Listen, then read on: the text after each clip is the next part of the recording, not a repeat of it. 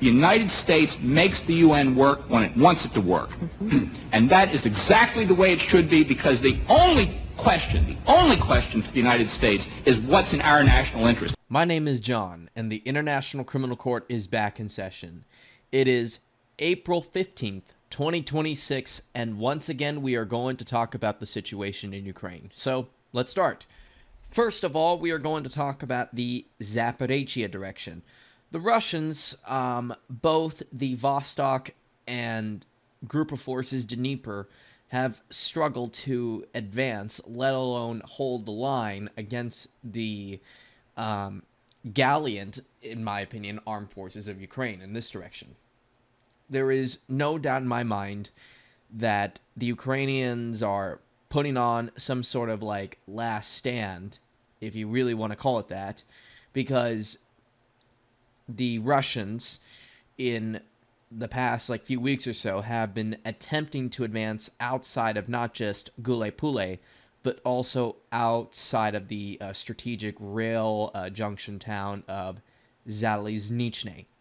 And from here, they have been advancing westward towards the strategic crossroad village of Olmenek. As I said in my recent videos, if Olmenek were to fall to Russia, Orikov or Orkiv is pretty much cooked from the north. I mean, the roads to it are cut off from the west or southwest. It's cut to the south. It is cut to the east. So the only way out for them really is the north. So if Olmenek were to fall, then the Russians via Vostok would go down south and then cut these last roads right here. And I think there's one more road here that goes northwest towards the city of Zaporizhzhia, which is the provincial capital of the oblast with the same name. But so far, we haven't heard much progress from this part of the front line, mainly because Russia is still trying to adapt to life without Elon Musk's Starlink system. But I am expecting them to move eloquently well again this coming May, which is in a few weeks from now. That's when the month will start. And I'm also expecting them to advance and retake the areas that they lost in the Dnipropetrovsk region. Now, moving forward, the Russians have recaptured the village of Alexandrogod.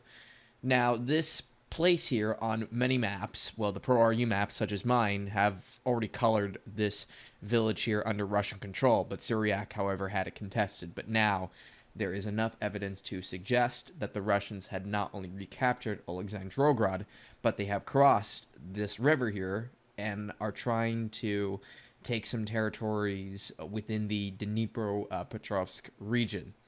I think the village of Lizne here is going to be one of their first targets, and perhaps also, I think, relieving some pressure off of Andrivka Kalivstove, which is right here, also known as Iskre or Iskro. I don't know its friggin' name, but yeah, it's to relieve pressure off of here and also to relieve some pressure off of Ivanovka, which is still contested to this day.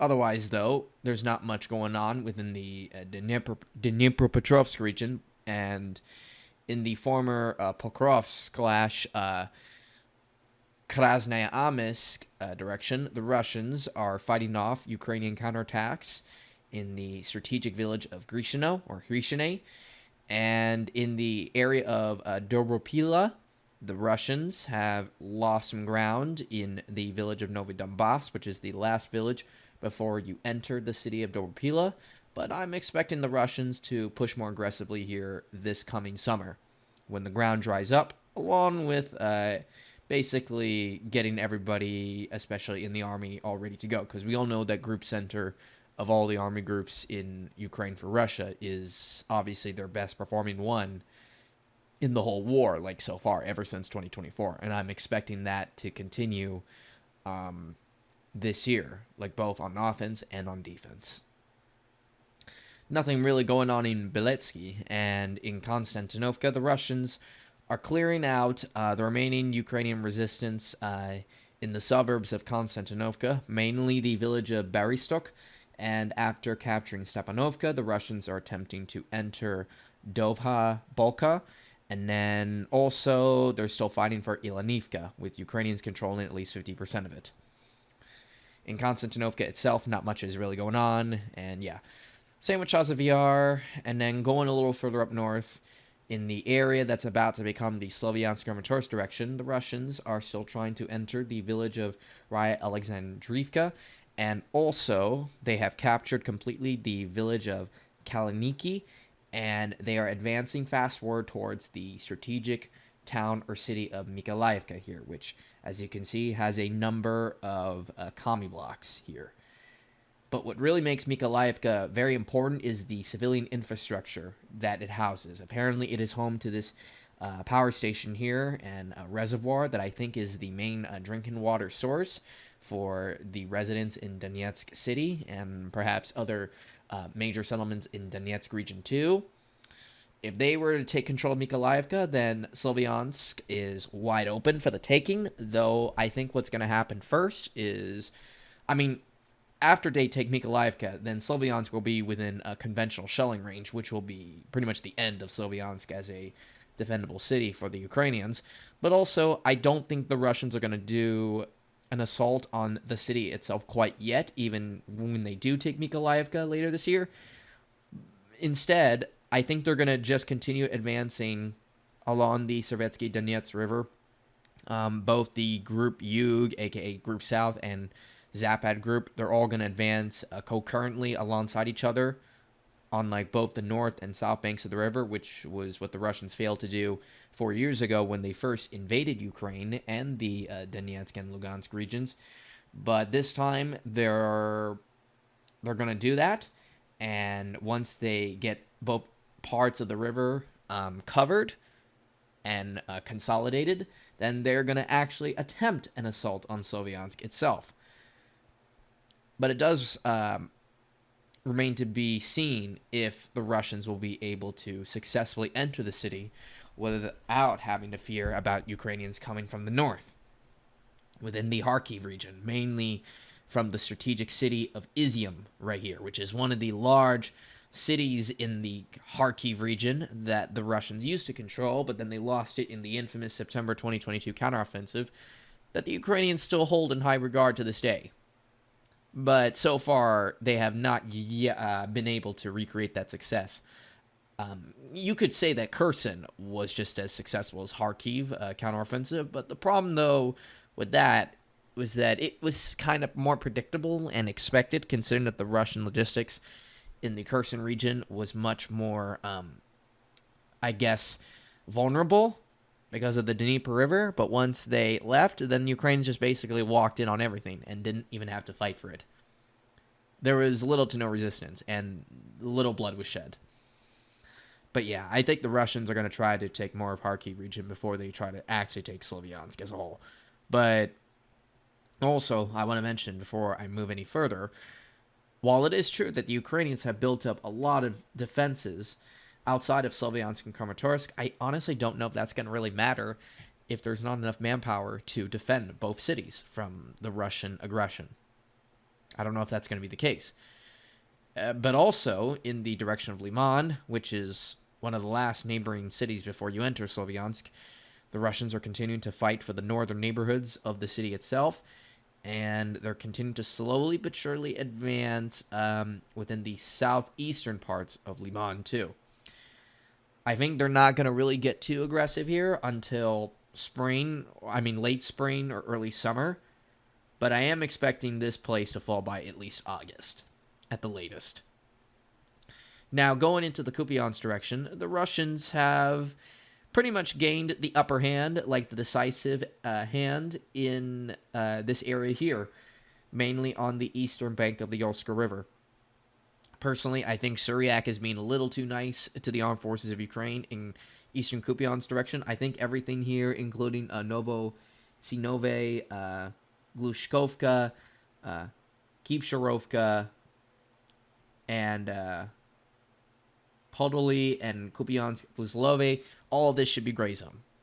I don't know if there's that many Ukrainians left, and even if there were, I don't know if they really control that much territory. But yeah, Ukrainians, I think, are definitely going to lose the battle here on the eastern side of the river, so Zapad Group will get its much-needed victory to boost morale, but also to convince the Russian government or the MOD to give them more guns, more drones, more ammunition, everything, in order to quicken the objectives of the special military operations objectives, being achieved at all. Sorry if I was saying a lot of gibberish, because it's very late here. It's past midnight or so, and I was hesitant on recording this video, but it doesn't really matter. I'm recording it now, and I do believe, regardless of what happens, it is very likely that Russia, though at a very high cost, will be able to achieve its objectives at the start of the invasion of Ukraine. Now, the biggest wild card within Kupiansk city is really the western part. The Russians almost took full control of Kupiansk in December, but then they choked hard and lost most of the city by early, February or so. And it looked like they were about to kick the Russians out of the western Kupiansk. And there was a point, I think, where the mappers had everything under Ukrainian control on the western bank. But then it was revealed with several geolocation videos that the Russians were still in west central Kupiansk. In fact, they're in the key commie block areas here, and they're just a little north of the Central Rada building, which is probably in ruins. So the battle for Kupiansk is not over yet, and I don't really expect this battle to end for at least another couple more months or so. So keep an eye on it. But if I have to guess what the final result is going to be, it will probably result in a partial Russian victory, where the Ukrainians will take control of the western part of Kupiansk, but everything on the eastern side here will fall to Russian control. So I'm sure the Russians will live with that. But also, don't be surprised if they try to cross the shallow and narrow Olska River here in order to get to Kupiansk proper. I mean, I'm sure they're definitely going to do that, just so that they could solidify themselves in the Kharkiv region for future operations, but also to give themselves a little more legitimacy if they were to ever annex and declare the Kharkov region as a part of Russia. So yeah, they definitely need Kupiansk if they're going to legitimize themselves in the region. Now, going a little further up north to the bordering areas. Now, this is where the video gets a little interesting. So, the Ukrainians kicked the Russians out of some fields or forested areas north of the village of Ambarne, but that's pretty much it. But getting to this part of the border, we got a big problem here for the armed forces of Ukraine. So, I feel like the Russians have kicked off an offensive in order to bring every single village in the Kharkiv region along this strip of land, directly on the Volcha River, under their control. And should they be successful in doing that, what they're going to do then is try to advance then from here, or perhaps along these bordering areas here, and then try to enter Ukraine from the east, and then try to connect their bridgehead right here with the group of forces north and the Zapad grouping that is around here. So they want to have a much larger control of the Kharkiv region, which I'm honestly expecting them to do later this year. I just don't think the AFU has enough guys to stop this Russian attack. And also, I think the Ukrainians are much more concerned about losing Donbas, Zaporizhzhia, and Dnipropetrovsk than losing Kharkov and Sumy right now. I mean, they'll claim otherwise, but I don't see any indications of seriousness on their end to stop the Russian effort in the more, border-adjacent areas to eastern Ukraine. Now, as of recording this video, again, it's very late. The Russians have claimed complete control over the village of Volchansky Khutory, and this includes these areas here, so the whole village is under their control. And everything here to here is under Russian control, though Syriac has yet to paint it. And there's even some reports, too, that Bochkovo has also come under Russian control, but it's not 100% confirmed yet, but it wouldn't surprise me if that were to be the case. So yeah, the Russian offensive has kicked off in the northeastern corner of the Kharkiv region, and I am expecting this to be an ass whooping for the armed forces of Ukraine. If anything, it's going to be the start of a long and miserable fighting season that will kick off in May and will go all the way to October before the real intense fighting basically kicks off in November. And it goes all the way to the end of January before the off-season starts again in February. I mean, like, just to give you, like, an understanding of how things work in Ukraine, basically, I try to model things off of the sports ball that I watch. Like, for instance, right now we are, like, in the preseason or the warm-up phase of the year for the Russia-Ukrainian war. Like, they're getting ready. Like, everyone's making preparations. I guess making sure that, I don't know, that nothing's going to go wrong or something like that. Whatever. So, yeah, it's basically warm-up. Like, the advances start to pick up again, but it's not quite the real deal. But then May comes. This is, like, post V-Day parade. That is when you see the fighting that you're used to seeing for most of the year. And that goes on for 5 months. 5 months between May and October. And then the most intense part of the year is arguably November to January, when the ground freezes and then you get some rain and snow, though it's not too heavy, though it's very chilly, though, in the ground. But what you should expect to happen is that basically everybody is, like, at their most intense, and because of that, everyone's going to try to grab land as much as they can in a very aggressive manner before the mud season hits, which is February and March, which is the off-season or the stalemate or even the stagnant period, which goes on for like 2 months. And in April, the cycle starts all over again. So, with that all being said, the Russians have basically kicked off their offensive in the Kharkiv region for 2026. And there's also some very weird reports speculating that the Russians are also going to try to cross the Sovetski Donets River and try to regain everything they lost here as well. So they want to assault or at least get on the outskirts of the city of Kharkiv.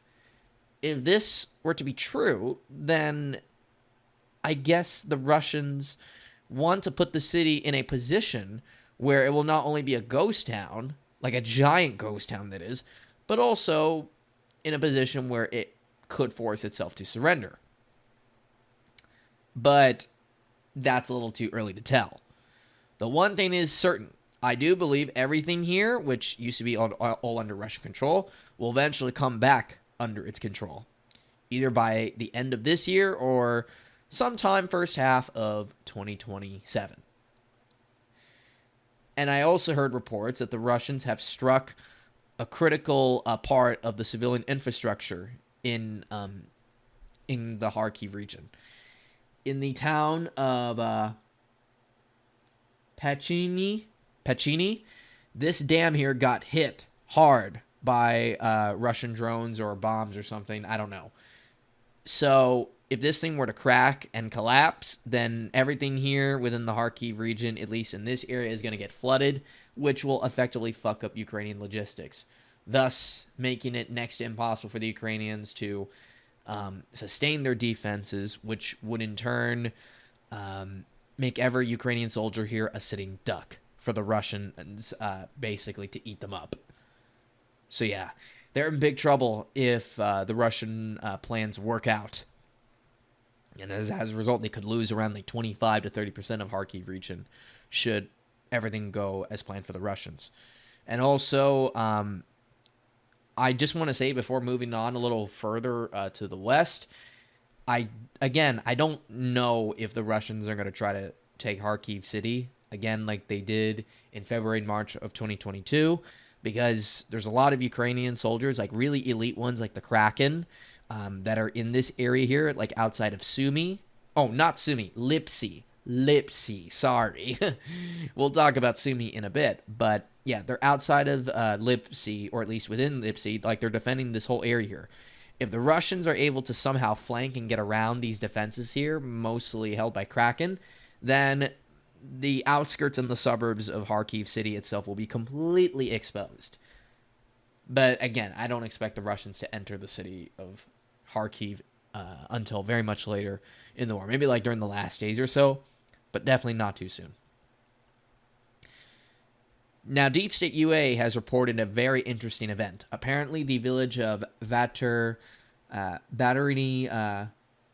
Narne has fallen to Russia, and there was video of Russians executing some Ukrainian soldiers in this village.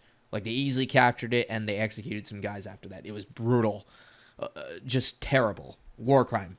But it happened, and it's an indication that the Russians are going to expand their operations further in the Kharkiv region, and it definitely means that they are looking to take back what they lost again in September 2022. And this could also be further evidenced by some gray zone in this area too, at least according to AMK mapping. Now, if this capture were to be confirmed, that is, I actually think it is by now, then Kazacha-Lopan will probably come under Russian control maybe sometime this summer. And they're probably going to use this border crossing here as a starting point for the push to Kazacha-Lopan. And it's not particularly a small settlement. It's quite sizable. Not too big, but not too small either. It's kind of medium. Though nowhere as big, though, as Zolochiv. Now, this is quite big here. But, again, not super big, not super small, like medium-sized.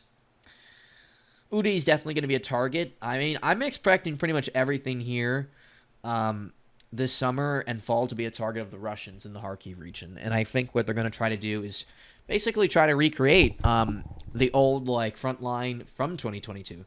Basically, all the areas that border Russia, and then, yeah, they just try to connect all the bridgeheads together to form a single unified Kharkiv front, so that the Ukrainians will have no choice but to divert their forces away from Donbas, but also from Zaporizhia and Dnipropetrovsk regions. But I honestly don't know how much longer the Ukrainians can keep this up, considering the fact that if what I'm saying and speculating about is true, then they don't really have a lot of options. Like, they can either delay the inevitable in Donbas, or they can delay the inevitable in the Kharkiv region.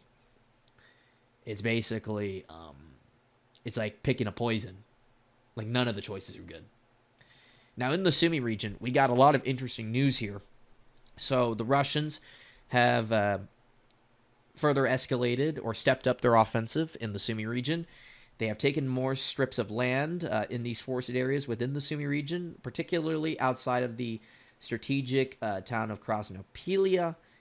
And as far as I know, they have captured this forested area outside of Novo-Dimitrovka, and have also seized control of the village of Prokhaldy, right here.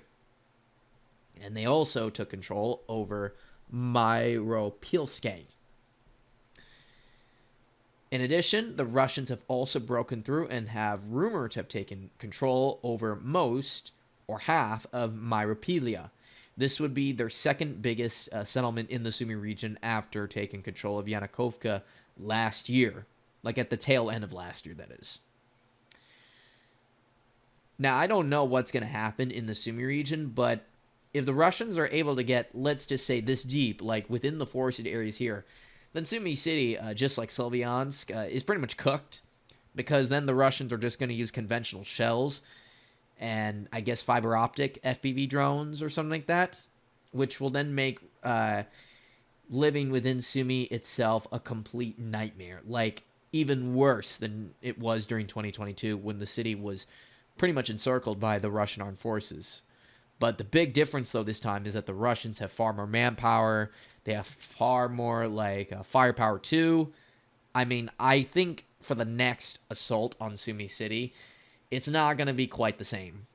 I think they're going to probably encircle it from a few sides or so, but not the entire Like, they're not going to, like, encircle all of it, but they're definitely going to encircle, like, half of it, which would be more than enough for them in order to inflict some serious damage on it before attempting a proper advance into it, which by itself is very difficult. I mean, look at this. There's a lot of commie blocks here. And then you also got basically the maze of the city. And then there's the central rada right here within Sumi. So yeah, it does not look easy at all. But again, I believe they're going to get as close as possible from the forested areas, and then they're just going to shell and drone it to death, like Slovyansk. When that time comes, that is. Russians are continuing to advance in the main Sumi direction itself here.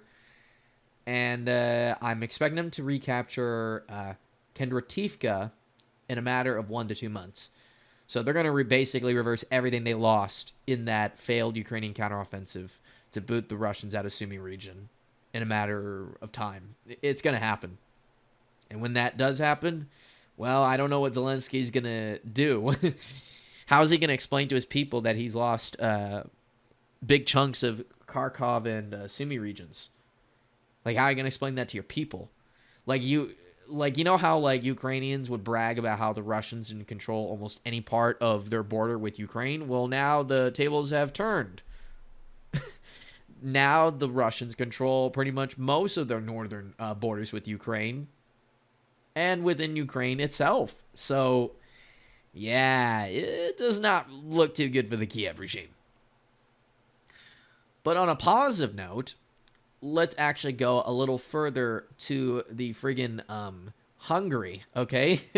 So as all of you guys know by now, there was a big election that took place, and apparently Viktor Orban, who had been basically the de facto dictator of the state of Hungary, is out of power. He lost an election.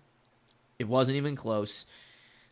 Peter Magyar and his party, Tezia, they won in a landslide victory. They sent Orban into retirement, and it looks like they're going to have closer relations to the EU and distance themselves just a bit away from Russia. Like, Hungary used to be very pro-Russia before this election, but now, no more. But according to Peter Magyar, he says that while he doesn't like Russia, he does, however, have to work with them, considering the fact that Hungary relies on Russian oil and gas in order to, well, keep everybody in Hungary not just, alive, but also to do basically, the everyday things that you're used to doing in life. Like, they power up the whole country. Now, he did say he wants to rely less on Russian energy by the mid-2030s or so, but I don't think that's going to happen. I think he knows that. So, yeah, while it is true that losing Orban sucks, I do think he will have no choice but to work with the Russians on certain matters. And who knows, what if he ends up disappointing everybody in the EU and starts basically just being another Orban? I mean, based on what I know about his social policies, he's basically the same, if not a little more radical than Orban. But at the end of the day, Putin's true allies in Eastern Europe are going to be in Czech and Slovakia.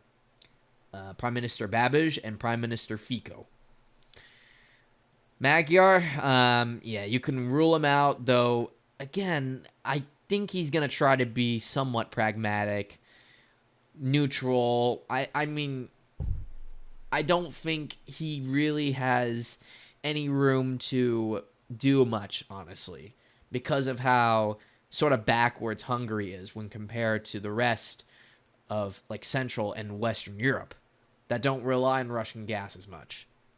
Well, unless you're Germany, that still really needs it. But yeah, I just don't see it. The whole former Warsaw Pact, or I guess communist bloc, I think they're going to continue to rely on Russian energy despite their tough talk on them, because without Russian energy, they're basically screwed, especially thanks to the war in Iran right now. Right now, there is a ceasefire, by the way, but I don't know if we should really trust Donald Trump on this.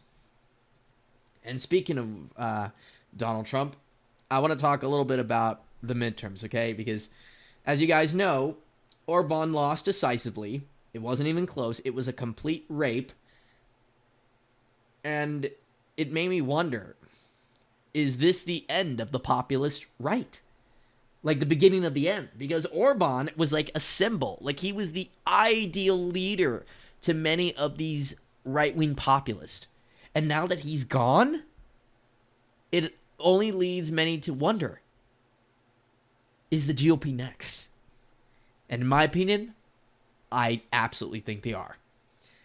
The bullshit tariffs that they pulled with Europe, with Middle East, with India, with China, with Russia, with South Korea, Japan, the Philippines, etc. And even Canada, of all countries, and Mexico. It's not going to fall well with the voters this fall in the United States. It also doesn't help that we still don't have affordable groceries. Our gas prices have skyrocketed, again, thanks to the war with Iran. And Donald Trump also insulted the Pope. The fucking Pope. Of all people. He literally posed himself as Jesus Christ in a now deleted social media post via AI slop. So, if you ask for my opinion, I think this president no longer cares about doing anything because he's not going to get much done anyway for the final years of his presidency. And also, it also doesn't help that Donald Trump doesn't really... I mean, I don't even know how to describe his current state right now. He either has gone batshit insane from his dementia, or maybe he's gone batshit insane by himself or so because of how bad things are for him right now. I mean, the economy's not doing too good. People cannot afford homes. They cannot afford, as I said earlier, groceries. They cannot pay all the bills, their taxes, their mortgages, etc. Donald Trump was supposed to bring those costs down, but instead, he acts like a Democrat and brings them up instead. This president, as far as I know, as of this recording, is a complete failure. There's no doubt about it. And for that reason, I believe this fall, the House of Representatives at least will fall to the Democrats. The Senate, though, is still up for grabs, but I believe that Republicans are in much bigger trouble than many people think. I don't know if the candidates for the Republican Party in Texas are strong enough. And in Georgia, I feel like they're losing control over that, even though Ossoff was arguably vulnerable. But now I think he has a good shot at a second term. Maine, I think, is becoming more and more lost. Michigan, Ohio, North Carolina, I feel like they are in much bigger trouble than many think. And for that reason, there is a likelihood that Democrats, at best, might gain around 3 to 4 seats in the U.S. Senate, which will be just enough to have a majority control over the Senate chamber. And as for the House, I think it's going to be around 220-something seats or 233 at best for them. I mean, it will be close, but I don't think it's going to be enough for Republicans to keep control. I think they're cooked. What I predict will happen is that if he were to lose one or both of the chambers, Donald Trump will effectively be deemed impotent. He will not get anything done. He's just going to go golfing, maybe yap a little bit on Twitter, and do nothing. His presidency is effectively over after 2026. It's the end. You can stick a fork in it. It's done. And then in 2028, the Democrats will have a new nominee for president, and that person, regardless of if they're a man or woman, will win. I'm calling it now. The MAGA era is coming to an end, and in comes an uncertain period of, uncertainty. So anyway, folks, I hope you all enjoyed today's video. So tell me in the comment section below what you think of not only the situation in Ukraine, but also the situation in Hungary, the Middle East too. In fact, I think Russian energy right now is at $120 per barrel. But also tell me what you think of the situation with the upcoming U.S. midterms. I actually plan on covering them this year, especially in my home state of California. We have a crazy governor's race that I really want to talk about because it's so chaotic. It's like a movie. It's like your classic like Hollywood drama like film. Like, trust me. For any of you foreigners out there, you're going to really like what I'm cooking up with California's governor race. Just trust me. So anyway, everybody, I hope you all enjoyed today's video, and I'll see you all next time. So take good care of yourselves, and bye-bye. Peace out.